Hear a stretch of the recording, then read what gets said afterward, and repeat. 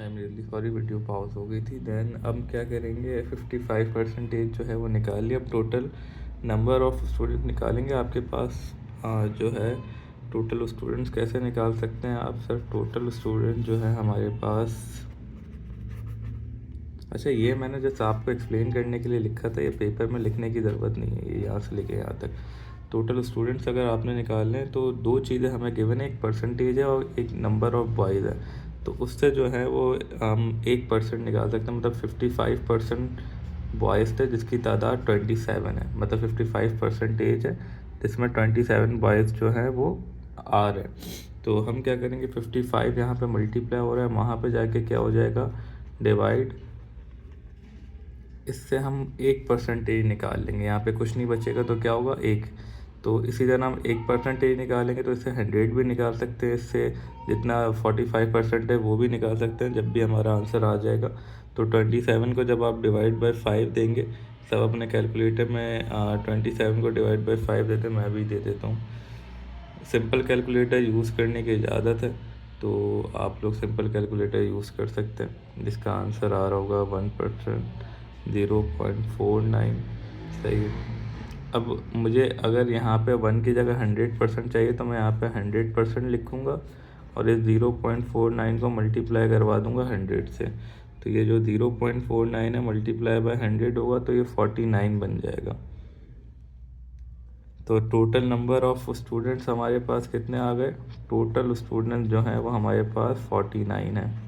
अब अगर मुझे जो है टोटल स्टूडेंट से गर्ल्स की तादाद निकालनी है तो हम क्या करेंगे, फॉर टोटल स्टूडेंट्स में से अगर हमें गर्ल्स की तादाद निकालनी है तो हम टोटल स्टूडेंट्स में से माइनस कर देंगे बॉयज़ की तादाद। तो टोटल स्टूडेंट्स कितने थे, 49, और माइनस बॉयज़ की तादाद कितनी है हमारे पास, 27। तो 49 माइनस 27 हमारे पास हो जाएगा 22। तो ये गर्ल्स की तादाद आ गई, ये हमारा क्या है, आंसर है। हमें गर्ल्स की तादाद को जो है वो पता करना था। बाकी इसका सी पार्ट है सेट वाला, मुझे नहीं लगता कि मुझे वो करवाने की ज़रूरत है। एक ब्रीफिंग दे देता हूँ कि भाई उसके अंदर जो है वो क्या है आपके पास। अगर सिमेट्री 1 to 15 दिया हुआ है, सही है, प्राइम नंबर दिए हुए, इवन नंबर दिए हुए, सेट के अंदर कैलकुलेट करके लिखना है बस। अगर मैं आपको एक सवाल यहाँ पे लिख के दिखा दूँ, उसी का ही सी पार्ट है, लिस्ट ई लिखा हुआ है उसने, तो भाई ई क्या दिया हुआ ऊपर, उसने दिया होगा ई 1 से लेके 15 तक है। तो आप कुछ नहीं करोगे, ई लिखेंगे, सेट बनाएंगे 1 2 3 4 5 और ये 15 तक लिख देंगे, बात ख़त्म हो गई यहाँ तक।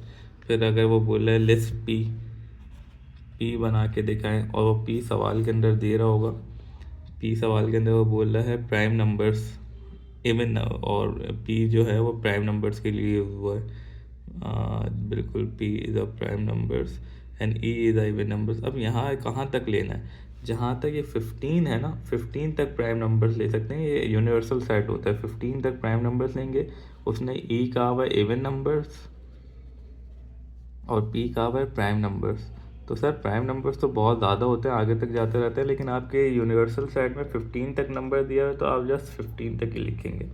तो 15 तक प्राइम नंबर कौन से होते हैं, 1 होता है, 2 होता है, 3 होता है, 5 होता है, 7 होता है और 13 होता है, 11 भी होता है। तो ये वो नंबर्स हैं जो कि सिर्फ अपने टेबल में आते हैं, अपने अलावा किसी टेबल में नहीं आते। ये सेट बना दिया, और इसी तरह इवन नंबर का सेट बनेगा 15 तक से पहले पहले। तो 2 4 6 8 10